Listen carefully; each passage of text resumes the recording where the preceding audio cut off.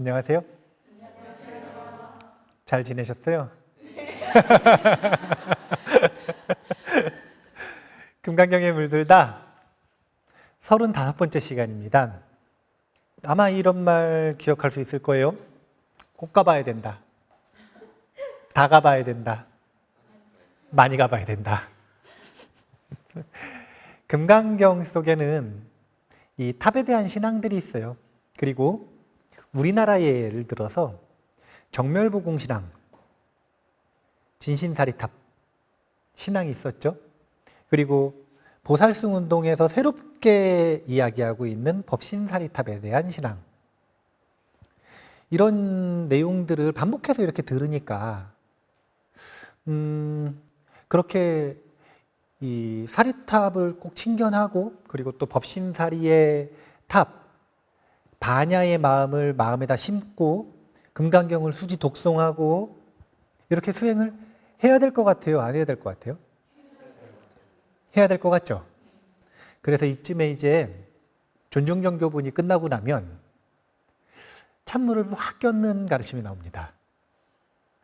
여법수지분인데 분의 이름이, 제목이 여법수지예요. 수지를 하기는 하되 어떻게 하느냐? 여법, 법답게. 무엇이 법답게 수지하는 것인가? 그러니까 정멸보궁사상, 즉비심영의 논리, 이것을 어떻게 하는 것이 법답게 수지하는 것인가? 이 내용을 오늘 공부를 해볼 거예요. 그 내용의 제목이 이렇습니다.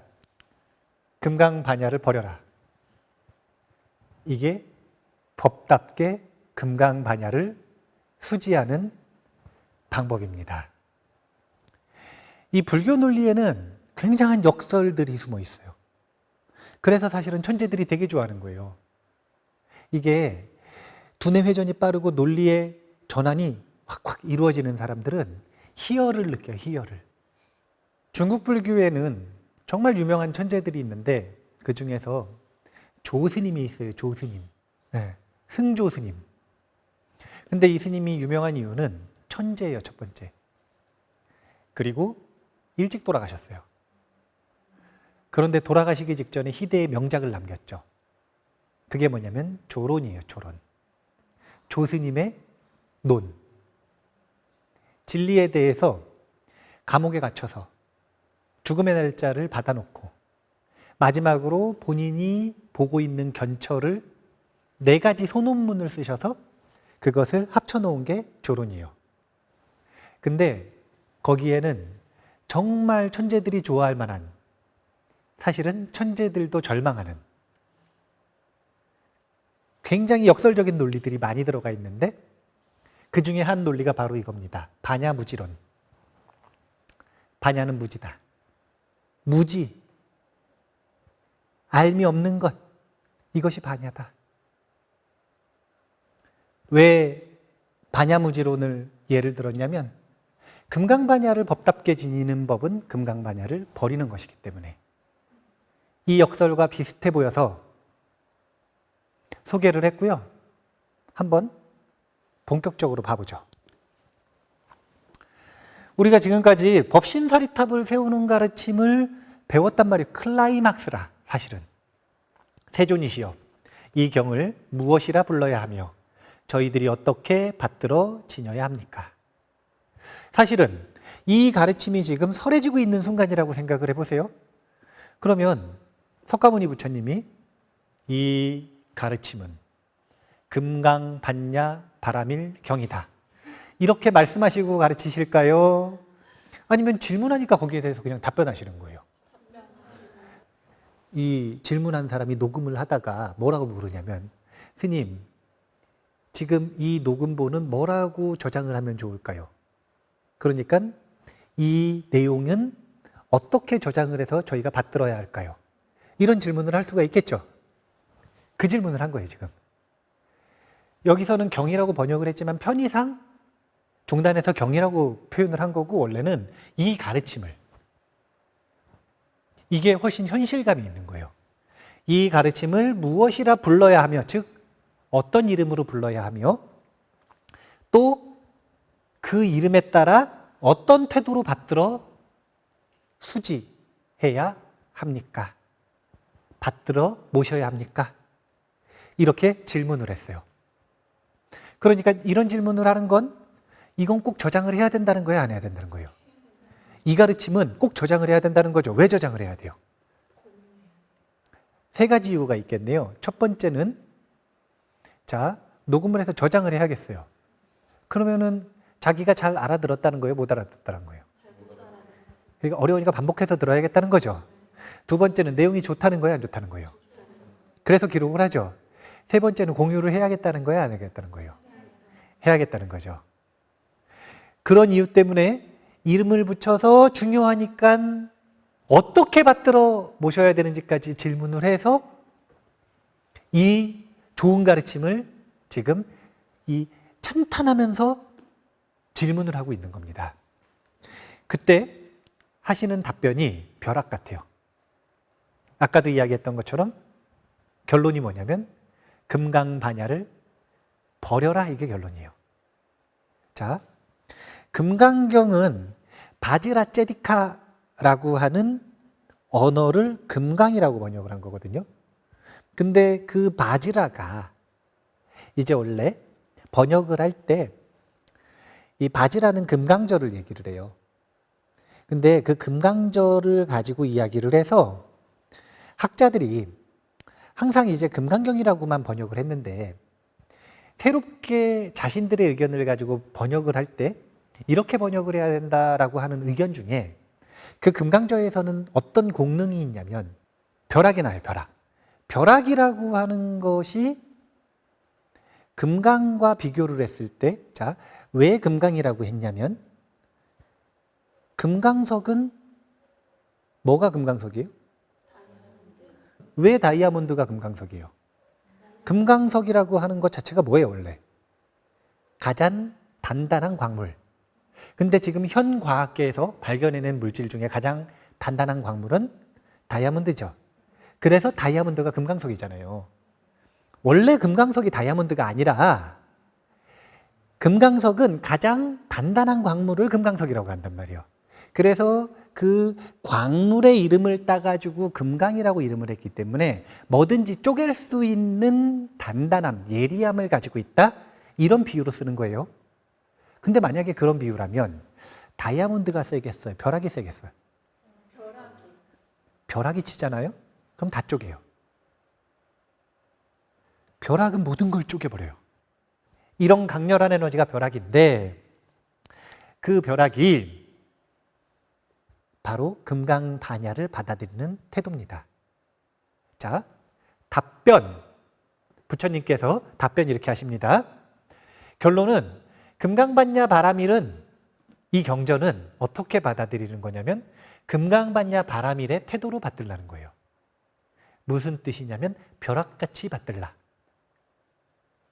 원문 한번 볼게요. 부처님께서 수보리에게 말씀하셨습니다.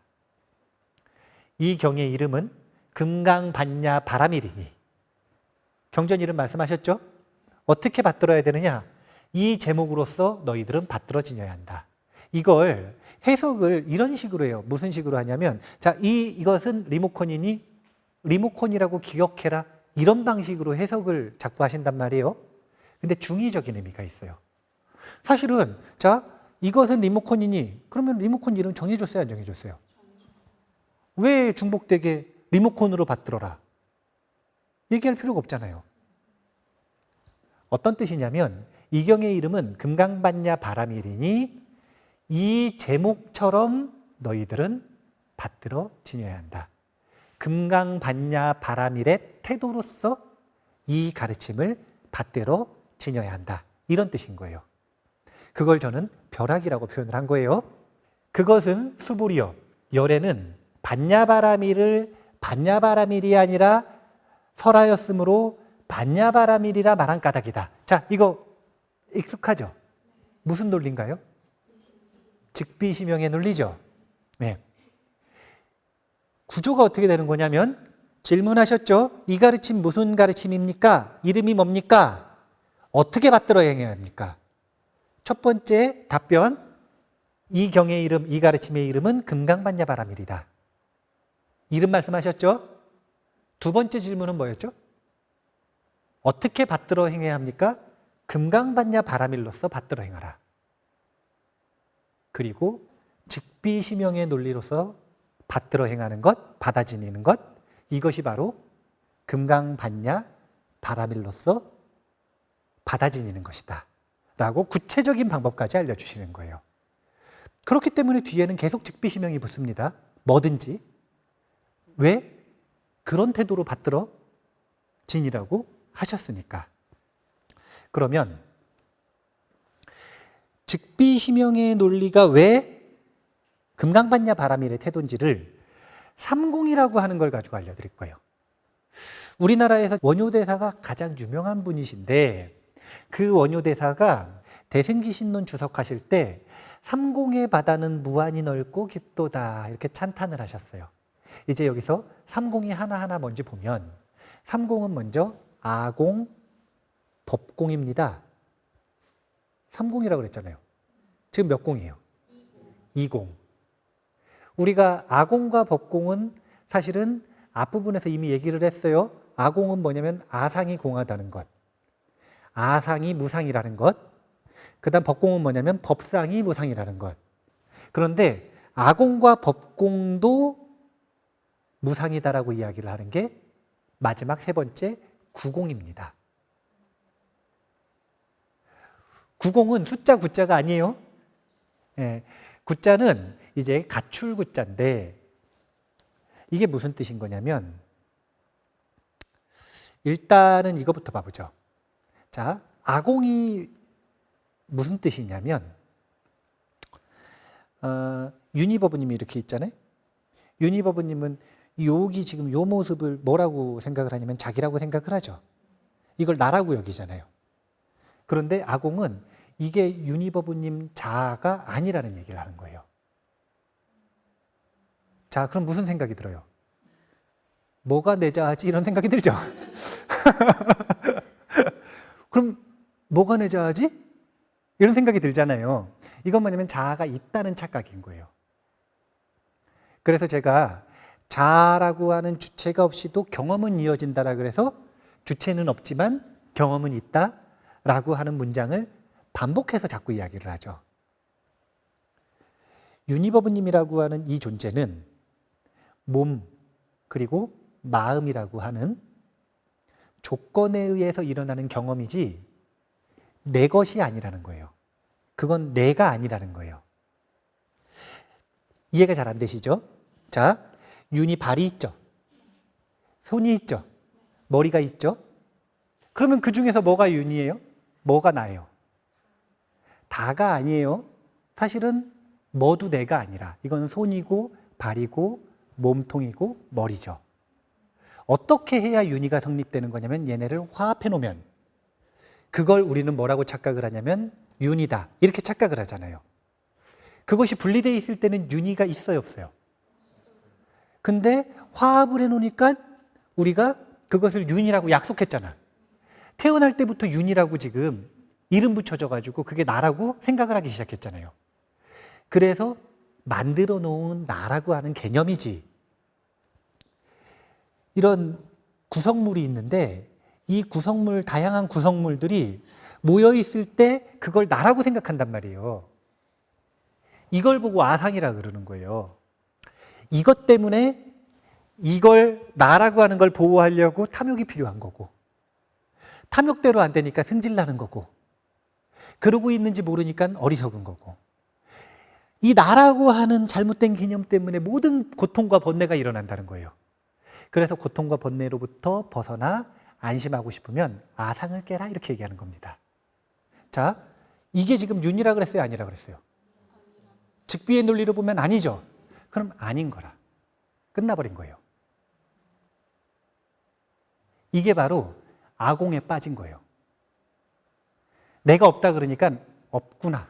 아무것도. 이렇게 빠졌어요. 그럼 이거는 지혜로운 거예요? 어리석은 거예요? 즉비만 보고 심형을 못 보는 거죠. 부정만 보고 긍정을 못 보는 거죠. 그럴 때 필요한 게 바로 구공인 거예요. 아공이라고 생각하는 그 생각도 공하다. 그 상도 집착하는 순간 상일 뿐 절대적인 진리가 아니다. 이런 식으로 진리를 이야기를 했더니 그 진리를 또 고집하는 거예요. 무조건 아는 공화돼요. 무조건 법도 공화돼요. 이렇게 새로운 개념, 뭔가 좀 더 고급 개념이죠. 고급 개념에 빠져서 거기에 집착하기 시작을 하면 답도 없어. 사람이 답도 없어져요. 그래서 이런 문제를 해결하는 게 바로 구공입니다. 이 삼공의 바다가 무한히 넓고 깊은 이유는 삼공의 바다가 끊임없이 꼬리를 물면서 끊임없이 상을 깨트려요. 언제까지? 모두 깨칠 때까지. 그럼 그 전까지가 무한히 넓고도 깊다라고 얘기하는 거예요. 넓다라고 하는 건 끊임없이 삼공을 적용해야 되고, 깊다라고 하는 건 점점 적용하면 적용할수록 이 정도면 깨쳤겠지, 이 정도면 깨쳤겠지, 이 정도면 깨쳤겠지 하지만 끊임없이 나오는 아집이 있어요. 끊임없이 나오는 어리석음이 있어. 그래서 제가 뭐라 그랬냐면 유와 무의 진자운동이라고 그랬잖아요. 진자운동은 계속 움직여요. 멈출 때까지. 그 전까지는 계속 움직여. 자, 삼공의 바다는 무한히 넓고도 깊도다. 이 얘기를 왜 예로 들었냐면 금강경은 반야의 가르침을 설한단 말이에요. 반야의 가르침은 단 하나의 상이라도 있다고 할까요? 없다고 할까요? 없다고 하죠. 자, 단 하나의 상도 진실이 아니다. 이거 지금 상이에요, 아니에요? 그럼 그것도 진실이 아닐 거 아니에요. 그걸 말하는 게 지금 구공이에요. 그리고 부처님께서 어떤 태도로 이 가르침을 받아들여야 되느냐라고 질문하시는 그 질문에 답변하는 방식이 이 가르침조차 고정된 것으로 집착하면 안 된다라고 이야기를 하고 계시는 거예요. 자, 만약에 금강경의 금강이 벼락이라면, 자, 이 벼락은 뭐든지 쪼갤 수 있어. 이 벼락으로 뭘 쪼개야 될까요? 부처님의 방식은 자기를 쪼개는 거예요. 이 금강의 벼락을 가지고 남을 쪼개는 게 아니라 나를 쪼개는 거예요. 아상을 쪼개는 거죠. 아상이 쪼개지면 뭐가 남을까요? 그렇죠. 나라고 하는 것보다 더 미묘한 집착, 법상이 남아요. 법상을 쪼개는 거예요. 법을 쪼개는 거죠. 그 다음 뭐를 쪼개요? 아가 공하다, 법이 공하다라고 하는 또 남아있는 미묘한 집착을 쪼개는 거예요. 끊임없이 정수리에 벼락이 사면타, 한 번 치고 두 번 치고 세 번 치고, 첫 번째 칠 때는 아상을 깨고, 두 번째 칠 때는 법상을 깨고, 세 번째 칠 때는 아공과 법공상을 깨고, 이렇게 모든 걸 깨버리는 게 벼락의 원리이자 효능이고, 그 다음에 그런 태도로 받들라고 이야기를 하신 게 아까 금강반야 바라밀의 태도로 받들라. 그래서 금강의 태도로 받들라, 금강의 태도로 이 경전을 받들어 행해야 된다. 제일 먼저 뭘 의심하라는 거냐면, 제일 먼저 뭘 즉비로 적용해 보라는 거냐면, 이 반야라고 생각하는 것, 그것부터 즉비심용으로 적용해 봐라. 그래서 앞부분에서 너희들은 이렇게 받들어 지녀야 한다. 예를 들면 그것은 수보리요. 열에는 반야바라밀이 아니라서라였으므로 반야바라밀이라 말한 까닭이다. 이렇게 반야바라밀을 제일 먼저 쪼개버리는 거예요. 쪼갠다? 벼락의 태도로 받든다? 즉비의 공식을 먼저 적용해서 오해를 걷고, 그것을 대긍정에 반야바라밀이라고 이름을 붙이는 심형의 작업을 하는 것. 계속 이제 연습 문제를 푸는 거예요. 수보리여, 그대 생각은 어떠한가? 열애가 설한 법, 설법이 있는가? 설법의 실체가 있는가? 이렇게 물어보셨어요. 수보리 존자가 부처님께 말씀드렸습니다.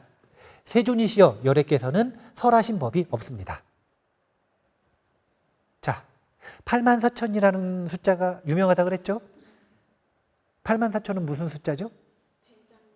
네, 설법 숫자. 설법을 얼마나 많이 하셨냐면 한두 개 하신 것도 아니고 녹음된 게 84,000개가 있어요, 지금. 구글 드라이브에 84,000개 녹음된 게 지금 들어있어요. 수불이 존자가 뻔히 알아, 지금. 뻔히 아는데 물어본 거예요. 수불이 존자요, 내가 설법한 바가 있는가? 수불이 존자가 충격적인 대답을 하는 거예요. 84,000개가 있는데 단 하나도 설법한 적이 없습니다. 아니, 어떻게 이럴 수가 있어요? 수많은 금강경을 공부하시는 초신불자들이 이런 데서 의심을 일으키는 거예요. 어떤 분들은 그렇게 생각할 수 있어요. 부처님에 대한 신심이 깊으신 분들은 그 존엄성을 회칠 수가 없기 때문에 의심이 나도 좀 예의 바르게 의심을 하겠지만, 예를 들어 가지고 아직 특별히 신심이 없는 초신불자 민은법은님 같은 경우에는 금강경을 읽다가 자기가 뻔히 알아. 해인사 가서 84,000경 봤단 말이에요.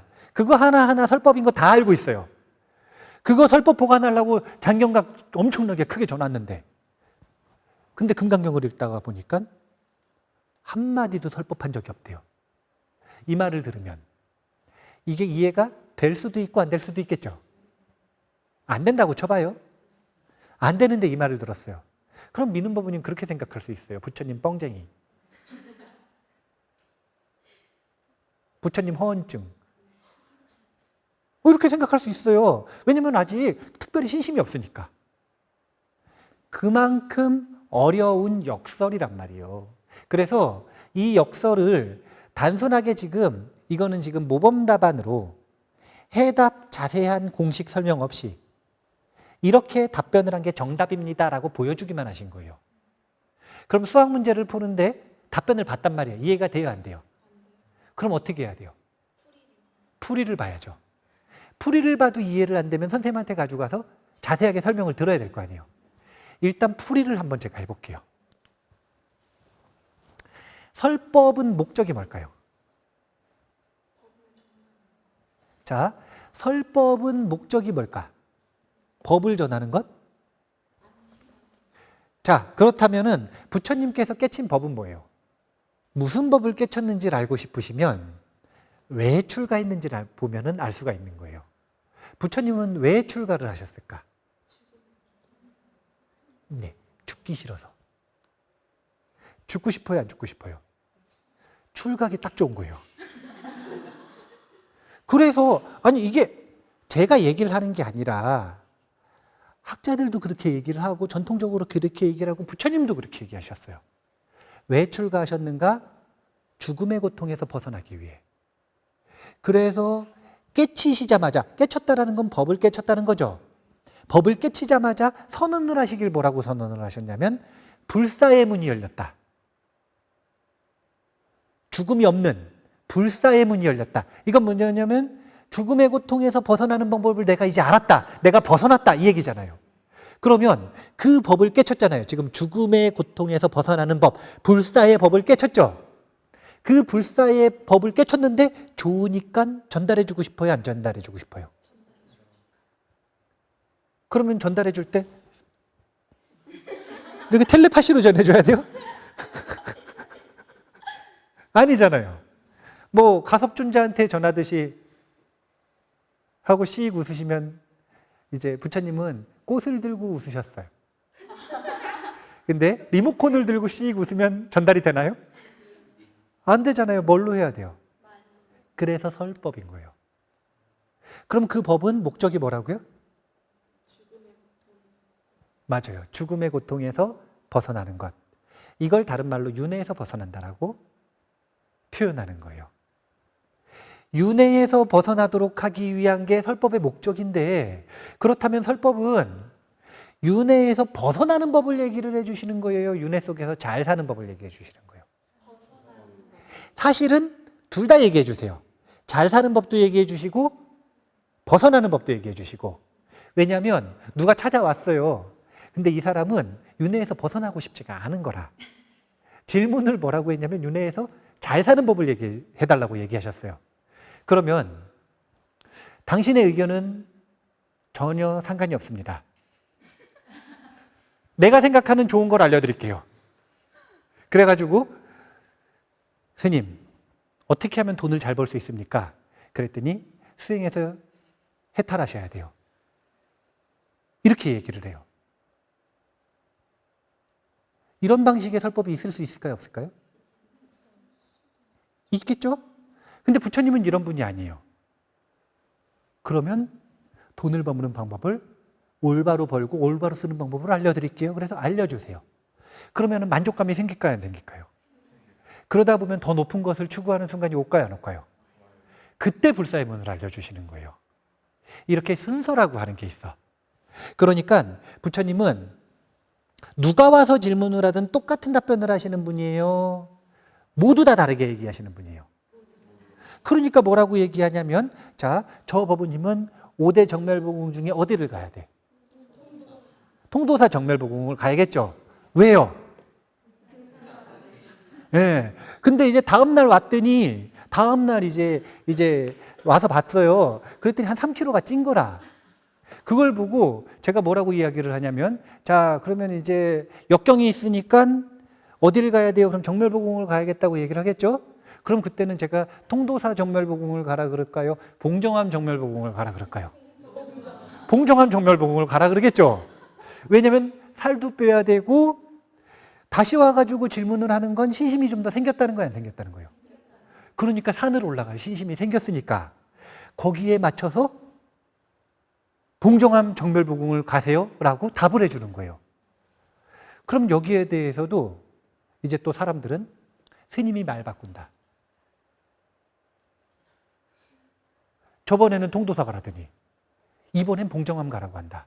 똑같은 질문에 대해서. 이런 식으로 오해를 하기 시작하는 거예요.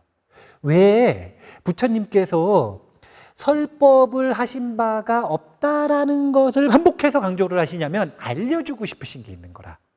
사람들은 왜 설법한 바가 있다라고 고집을 하냐면 본인들이 정해진 바를 말하는 사람이기 때문에 그래요. 이런 걸 뭐라 그러냐면 답정너라고 하죠. 무조건 답이 정해져 있어. 자기 고집이 있으니까 전달해 줘야 되는 바가 뚜렷한 거예요. 근데 부처님은 그런 분이 아닌 거예요. 아무런 전달해 줘야 되는 바가 없어요. 오직 고집에서 벗어나도록 해서 윤회에서 벗어나 불사의 문을 열게 하는 것, 이것이 목적이라. 그러니까 전달해 줘야 되는 고정된 법이 없죠. 이 법을 이렇게 주는 건 더하기라. 근데 이 사람이 가지고 있는 고집을 덜어주는 건 백인 거예요. 설법은 윤회에서 벗어나게 하기 위해서 그러는 것이기 때문에 무엇을 정보를 더 주는 게 아니라 그 정보를 통해서 시시각각 변하는 적절한 정보를 통해서 그 사람의 고집을 빼주는 거예요. 그러니까 무엇인가 전달받은 바가 있습니까? 라고 하면 사실은 부처님께서 설법하셔서 마음에 무엇인가를 더해가는 거예요? 마음의 짐을 더는 거예요? 그럼 받은 게 있는 거예요? 없는 거예요? 없는 거예요. 자, 봐보세요. 부처님께서 마음의 짐을 덜어줬어요? 아니에요. 부처님은 적절한 답을 해주셨을 뿐이라. 마음의 짐은 누가 덜었어요? 내가 덜었지. 부처님께서 설법한 바가 없는 이유는 고정된 무엇인가 전달해 준 바가 없기 때문에 그래요. 부처님의 설법은 매번 변한다니까요.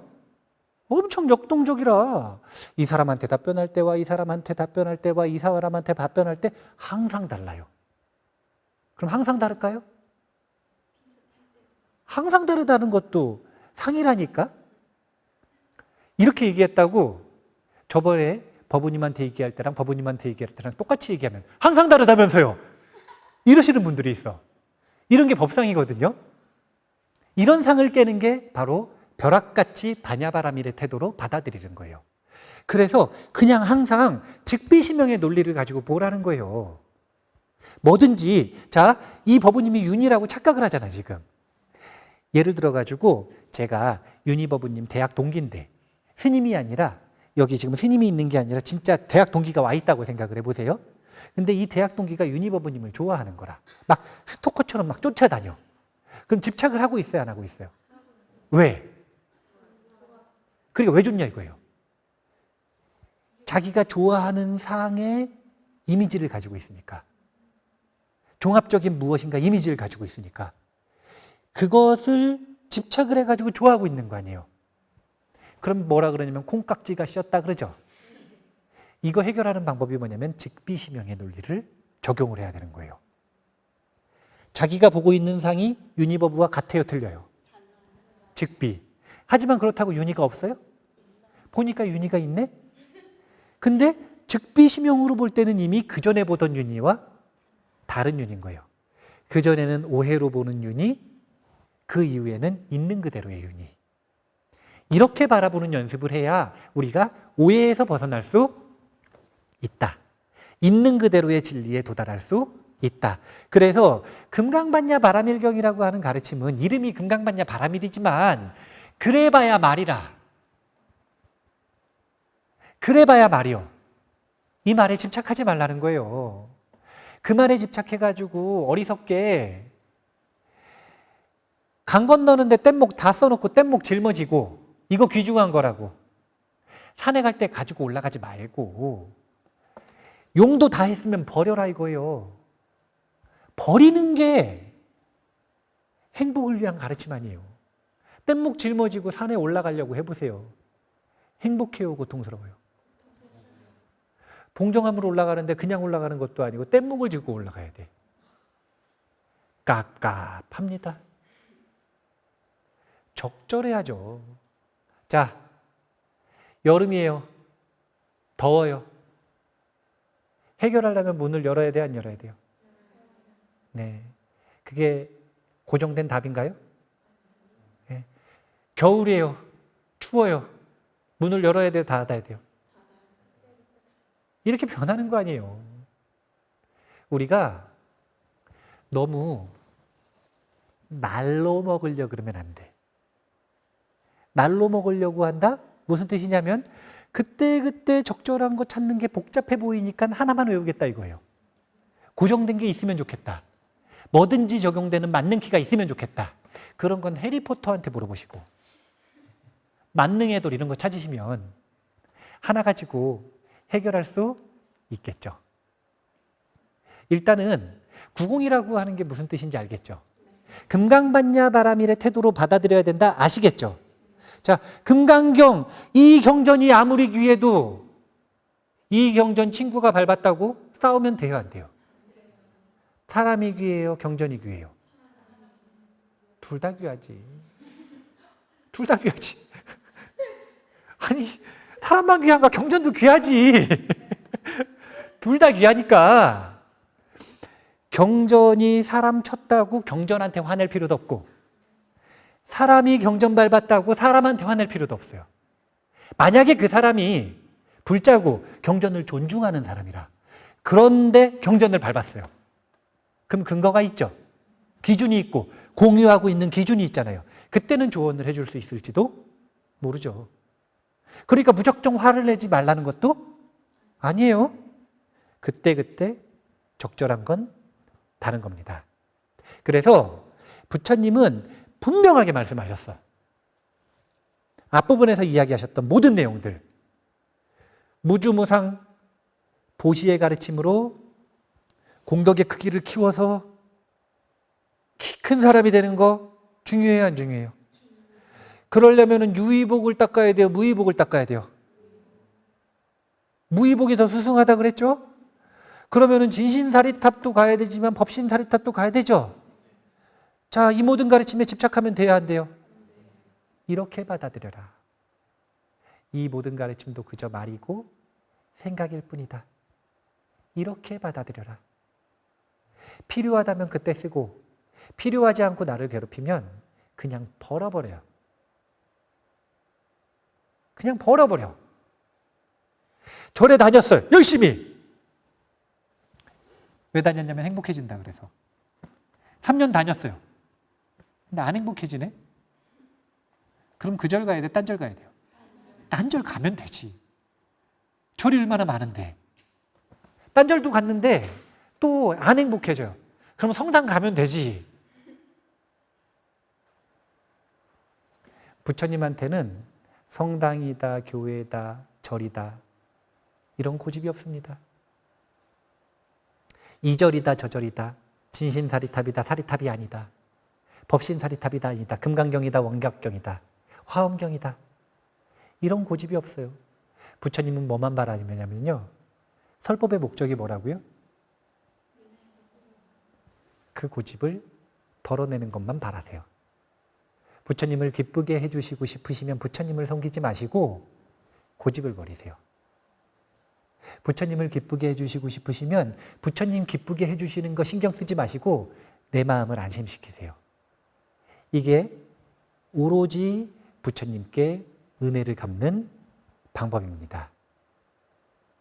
임재스님 이야기랑 이제 무의행을 하면 막 흔적이 안 남고 막 이런 아주 재밌는 이야기가 있거든요. 그런 얘기는 다음에 하는 걸로 하고, 오늘 즉비시명을 기억하기 쉽게 다른 간단한 문장 하나만 더 알려드릴게요. 지난 시간에는 사는 산 했잖아요. 이번에 다른 문장. 우리 도반 스님이 알려준 건데, 그 스님이 절 옆에 반딧불 축제를 하거든요.